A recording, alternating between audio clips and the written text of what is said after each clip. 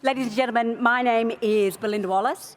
I'm the Director of Communications for the Dialogue. Now, as we get settled for our next session, I'd like to extend our thanks to the sponsors of today's South West Sydney Development Forum. Thank you, everyone. I know that food was good, wasn't it? Now, it's now my pleasure to welcome our next speaker to the stage. Can you please join me in welcoming the member for Campbelltown, Greg Warren.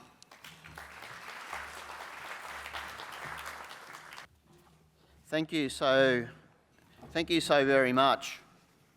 And at the outset, I would like to reiterate Mr. Mayor's welcome to Campbelltown. It's good to have you all here, not just because Campbelltown's a great place to be, but there certainly is much attention and focus on Campbelltown as the heartland of and the city of the southwest. But I would like to acknowledge that we are on the land of the Dharawal people and pay my respects to their elders past, present and emerging, as well as acknowledge any other fellow Aboriginal people in the room here with us today. Thank you to Adam, Christopher Brown and the entire Western Sydney Leadership Dialogue for convening this important event, and all the sponsors and supporters, our local councils who I enjoy working collaboratively with to try and build a better future for our great city and indeed our region. The topic today is something that is not unfamiliar to any of you, and I would probably suggest you would be far more learned than myself, because many of you have operated in this industry and this space for many years, and that is around the challenge of housing affordability, supply, and how we don't just build homes and houses, we build communities. Because you know, like me and our local councils, they are two very different conversations. It is one thing to construct a building, it is another agenda and conversation with similar yet parallel at the same time priorities to build a place where people can live well, live happy, see our children prosper, see people in work, and see the social and economic connectivity that those future families will need and indeed deserve. When I truncate that down into one paragraph or even one sentence, and I commonly say it, my goal is to see those future residents of our city and our region who, frankly, let's be honest, they want to live here because it's a great place to live. We have all long welcomed new families and residents to all of our LGAs and our broader region. Why? Because people want to live here. Just like I did in 1996 when I moved to Campbelltown. I was a veteran at that time and my posting was at Holsworthy. I was still serving and I couldn't think of any better place. And for those Campbelltonians, it wasn't just because of cheers at the Campbelltown RSL Club and around the corner.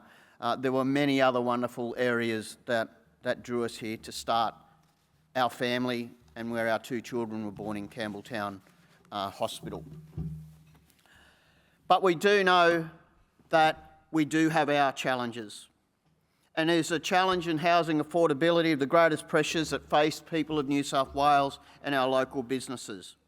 When young people today imagine a good life, what is standing in their way?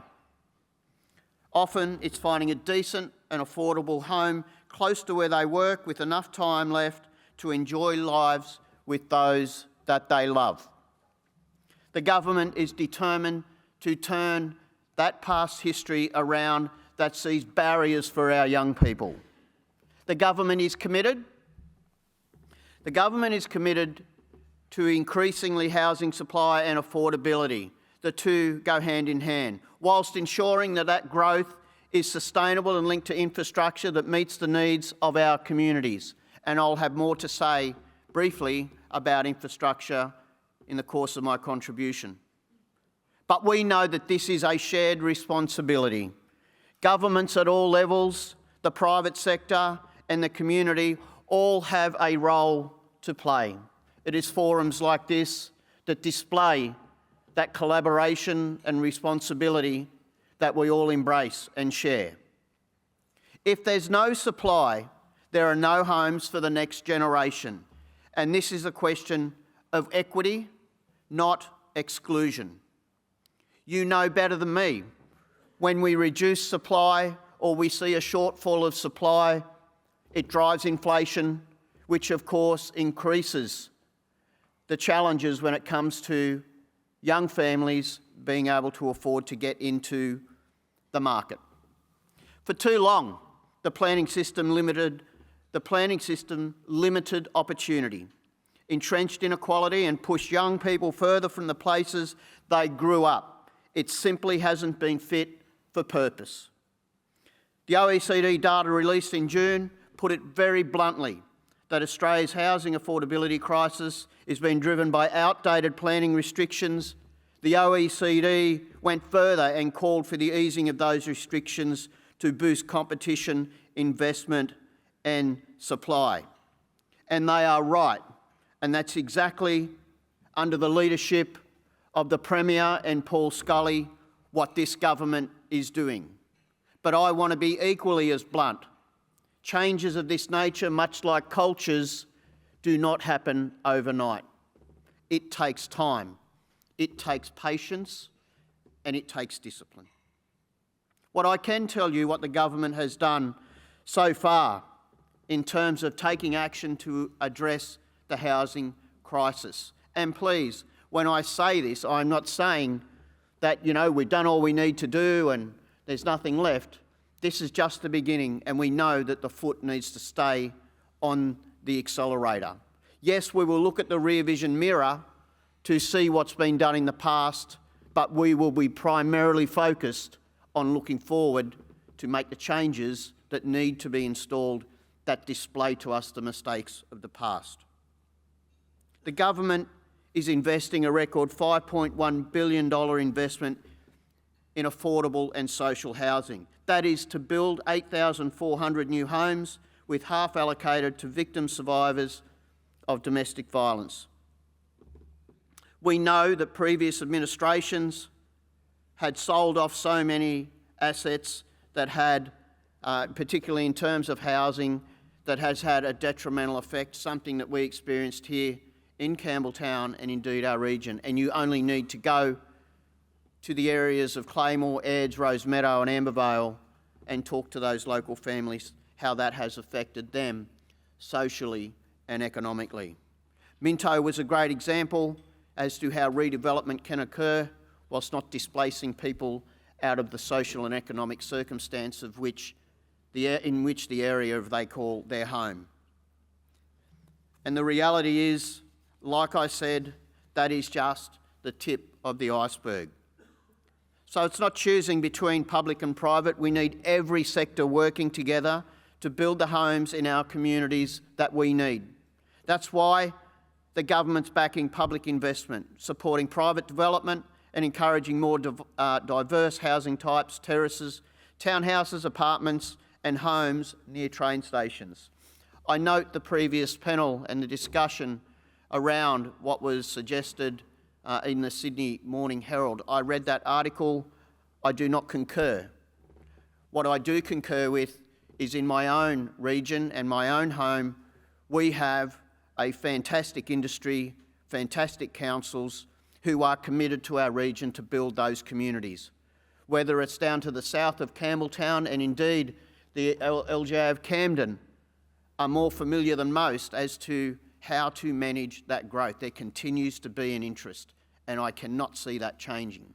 And I want to thank those industry leaders and organisations in the private sectors and developers for your passion and contribution to making sure that we're just not building houses, but building those communities for those families to thrive.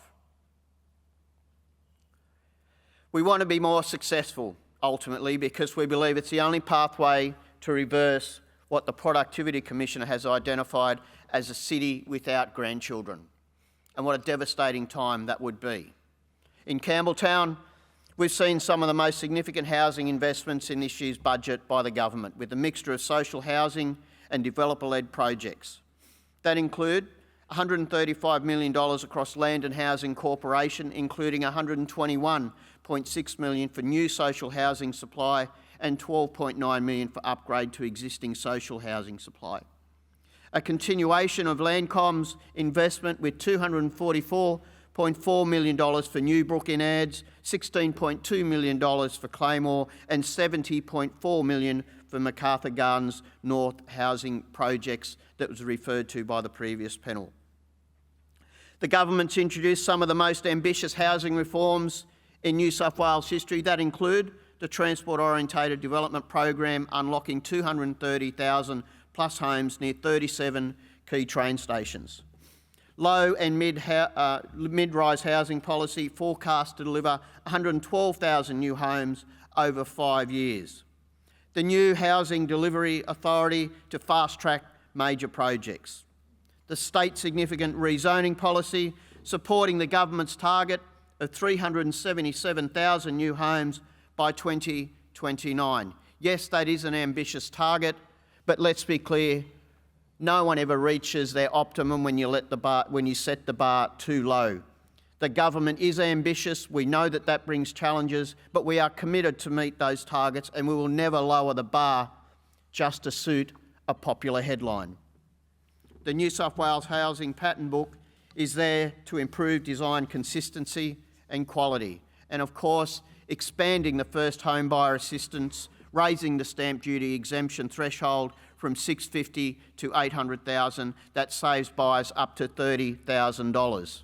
And through this year's budget, the government's also introduced build-to-rent tax concessions, words-in-kind agreements and pre-financing arrangements to accelerate the delivery of houses. When you look at us specifically in the southwest, these reforms apply across the state, but they are particularly prevalent here in Campbelltown and indeed the southwest. That's why we are continuing to grow vibrant regions with the land, people and potential to lead Sydney's next area of sustainable growth. But we must plan smarter, not just build faster. It's not about dumping density in a few suburbs, it's about creating livable, connected communities with real housing choices, jobs nearby and infrastructure that keeps up. Chris Brown referred to the market. We cannot escape, and you know better than I, that the market dictates and directs much of where we lead business and investment. For too long, and I want to be really blunt, for too long, the southwest and greater Western Sydney more broadly has been ignored and neglected. Under previous governments, we had areas experiencing rapid growth and changes, including in Gregory Hills, Leppington, Austral and Emerson Park, but little investment in schools, health or roads. And the result has been overcrowded schools, roads not fit for purpose and strained health services as an outcome to inadequate interest and investment. That's why the government's investing in the infrastructure for southwest Sydney that we not only need but we deserve. And I'll break them down briefly. In education, there's new high schools in Gledgewood Hill, Leppington and a sports high school in Eaglevale. New primary school in Emerald Hills and Gregory Hills. Major upgrades to Barong, Punchbowl, Yennora and Austral primary schools, as well as Verona School for specific purposes. In Campbelltown, we have a commitment to build 11 new public preschools, and we are fixing the maintenance backlog that has long existed and planning for the schools of the future to the southern developing areas of our region. In terms of roads, there's $1 billion to upgrade the 15th Avenue, $800 million for the continuation of Elizabeth Drive, accelerated funding for the M12 that will not have a toll on it. There's $190 million for the M5, including a new toll-free bridge over the Georges River. In Campbelltown, we've seen the continuation of the Appin Road being upgraded with $138 million over the next 4 years. That is to cooperate with the private sector, who is also upgrading that road through contributions. $5 million for Menangle Road, Mount Gilead to Macarthur, $12.4 million for Spring Farm Parkway Stage 2 planning, and there's $27 million to develop a business case which will consider the metro extension between Bradfield and Campbelltown, Macarthur. I've always believed that a record will stand unless corrected, and I would like to correct the record. There is $1 billion that is in cooperation with the state of $100 million for the business case and planning of Metro to Campbelltown and the Macarthur. What we do know is many years ago, when the decision was being made where the priority of these metro links were going to be, that we from opposition said Campbelltown and Macarthur needed to be a priority. The reality is we were not in government at that time and we did not get the priority. I cannot turn back time, but what I can tell you is we are finally getting the attention that we need and deserve. And it will not happen overnight. When we came to government, there is in excess of 20 metros currently contracted or under construction. The reality is, and why the Premier has made the statement repeatedly, of which I fully concur and of course support, we need the people and the resources to build them. We can't just stop a project, pull people off it and go and redirect those priorities. That would be nonsensical and unreasonable. We have to finish what was started so that we can set our priorities to build into the future.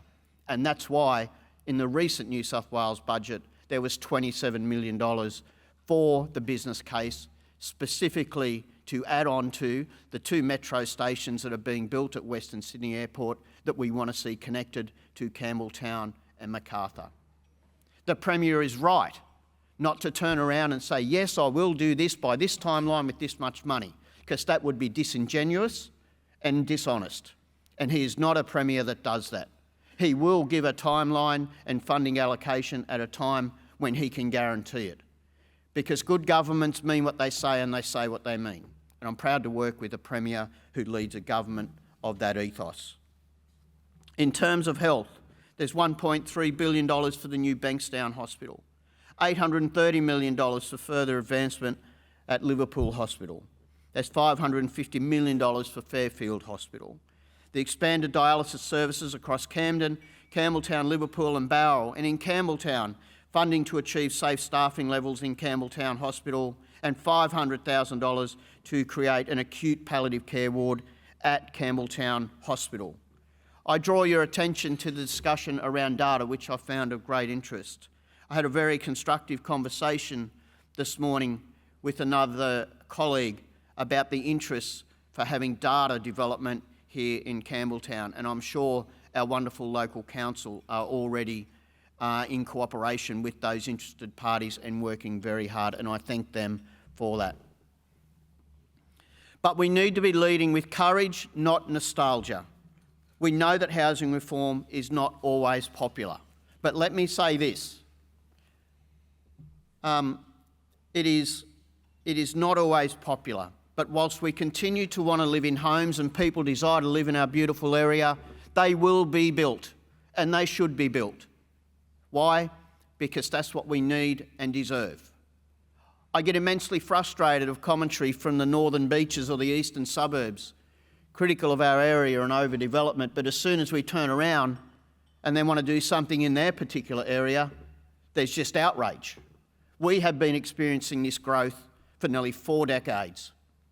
Whether it be in Campbelltown, Camden, the Wallandilly or Liverpool, or right across the southwest. And I say this, we can never be blamed for not welcoming new people to our region, and we will never stop like I did in 1996.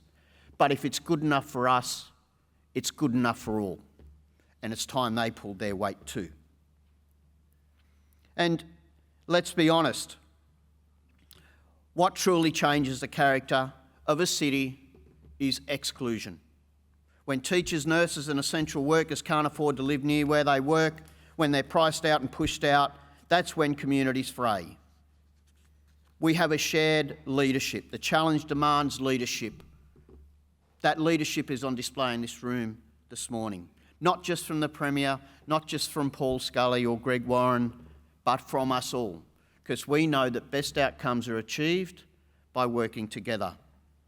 Local members, our local councils, our local mayors, the development industry, community leaders, all industry, we all are on the same page, and we can achieve it by working together, not against each other.